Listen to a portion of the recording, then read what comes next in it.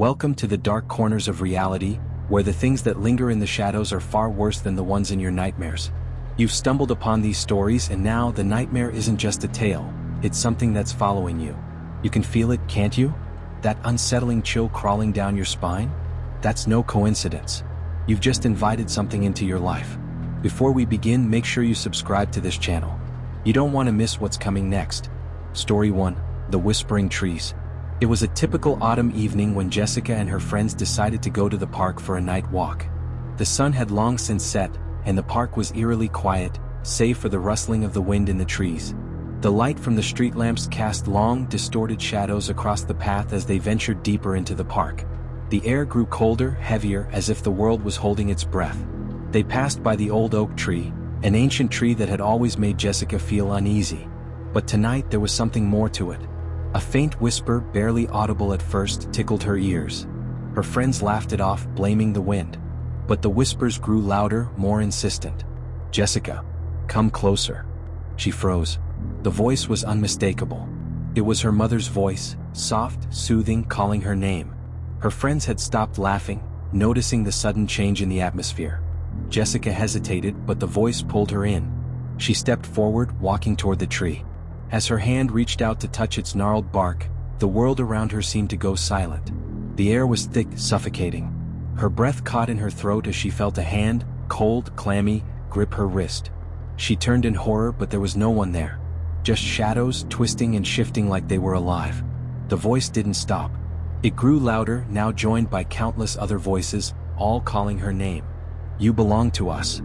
Her friends screamed, pulling her away, but the whispering followed, echoing through the park, lingering long after they ran, leaving an imprint on their souls. They never spoke of it again. But Jessica felt it every night, the cold fingers of the trees creeping into her dreams, pulling her deeper into the darkness. Story 2. The Man in the Bench. One night, a man named Thomas decided to take a walk through the park. It was quiet, too quiet for his liking, but he pressed on, telling himself it was just the isolation of the late hour. He sat down on a bench to rest, staring out at the empty path ahead. The wind had picked up, howling through the trees, but there was no one around. No one, except for him. As he sat there, something caught his eye, a figure standing at the far end of the park. A man, tall and hunched over, barely visible in the distance. Thomas didn't think much of it, assuming it was just another park goer. But as he looked away, he heard footsteps, heavy, deliberate, approaching him. They stopped behind the bench. Thomas turned slowly, his heart racing, but the man wasn't there. The bench was empty. He looked around, but there was no sign of anyone else in the park. The night had become unnervingly still. Then, as if from nowhere, a voice whispered in his ear, "I've been sitting here for years."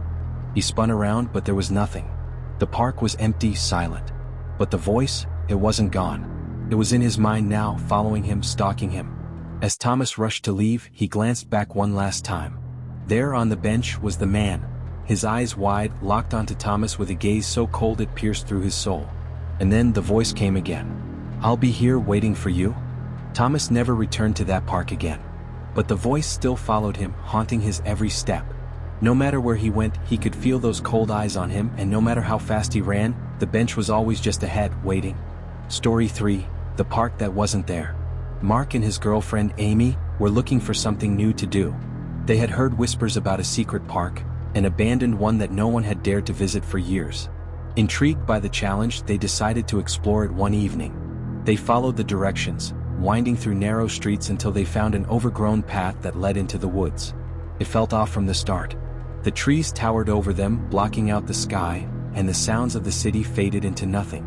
The air was thick, heavy with the scent of damp earth and something else, something rotten. The path ended at an old iron gate, rusted and forgotten.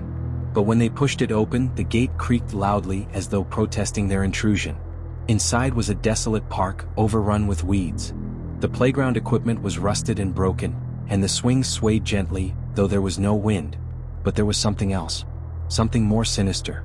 As they wandered deeper into the park, the ground beneath their feet began to shift. The path seemed to change, to lead them deeper and deeper into the trees. It felt like the park was alive, shifting its form, trapping them in its grip. And then they saw it, the figure standing at the far end of the park. It was tall, cloaked in shadow, watching them, unmoving. Amy called out to it, but the figure didn't respond. It simply stood there waiting. As they turned to leave, the path had disappeared. There was no gate, no exit. Just endless trees, a labyrinth of nothingness. They were trapped. Suddenly, the figure moved, its head turning slowly, its eyes glowing a sickly yellow. It spoke in a voice that was not its own, a voice that seemed to come from the park itself. "You should have never come here. You'll never leave." The ground trembled and the trees closed in around them. They ran, their footsteps frantic, but the park twisted and turned, becoming a maze with no escape. Mark could feel something, someone, breathing down his neck, following them, getting closer. And then, just like that, the world around them shut off. Silence. Darkness. They were never found. The park never existed.